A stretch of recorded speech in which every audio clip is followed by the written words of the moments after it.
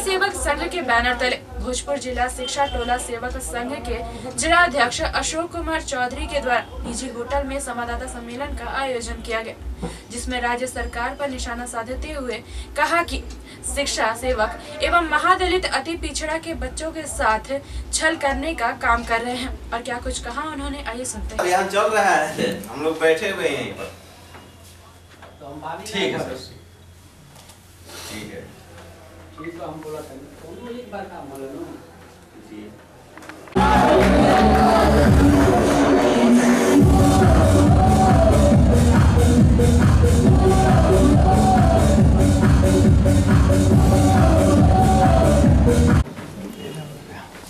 हम लोग सभी शिक्षा सेवक के साथी हैं और प्रेस कॉन्फ्रेंस करने का मुख्य एजेंडा हम लोगों का है कि राज्य सरकार हम लोगों के साथ सौतेलापन व्यवहार कर रही है कि 2015 से लेकर आज तक हम लोगों को मानदेय में किसी तरह की कोई वृद्धि नहीं हुई। आज इतनी महंगाई में मात्र हम लोगों को 8,000 रुपये मानदेय के रूप में दी जाती है।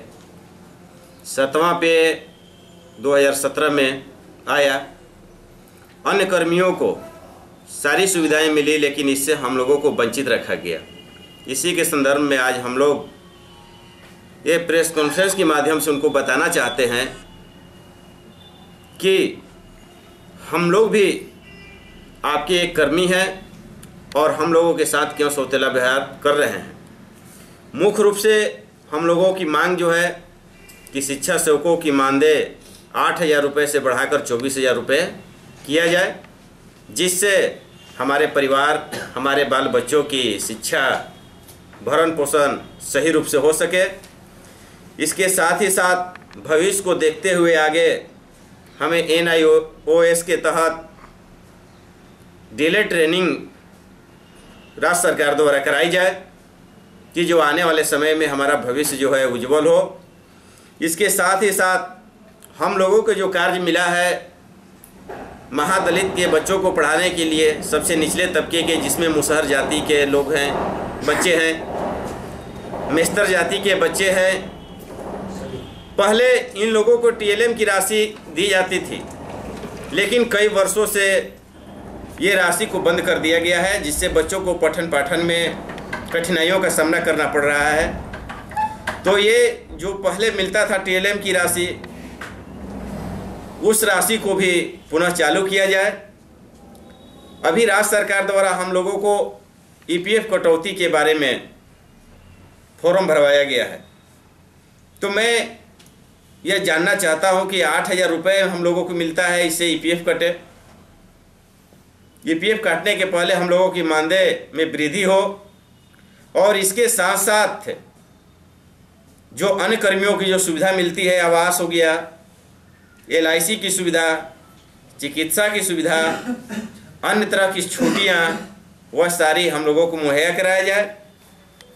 और इसके साथ साथ हम सभी तमाम शिक्षा सेवक एक निचले तबके से, एक गरीब परिवार से बिलोंग करते हैं।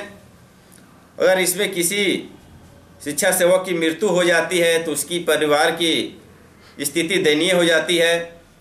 तो हम राज्य सरकार से यह मांग करना चाहते हैं कि उनकी मृत्यु होने पर उनके बच्चे या पत्नी को अनुकंपा की लाभ दिया जाए।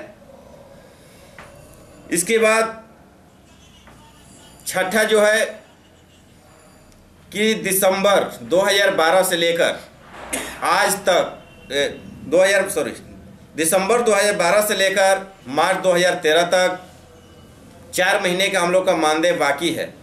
इसके लिए हम लोग राज्य सरकार के पास आवेदन देने का काम किए, जन शिक्षा निदेशालय पटना में देने का काम किए, आरा में देने का काम किए ऑफिस में।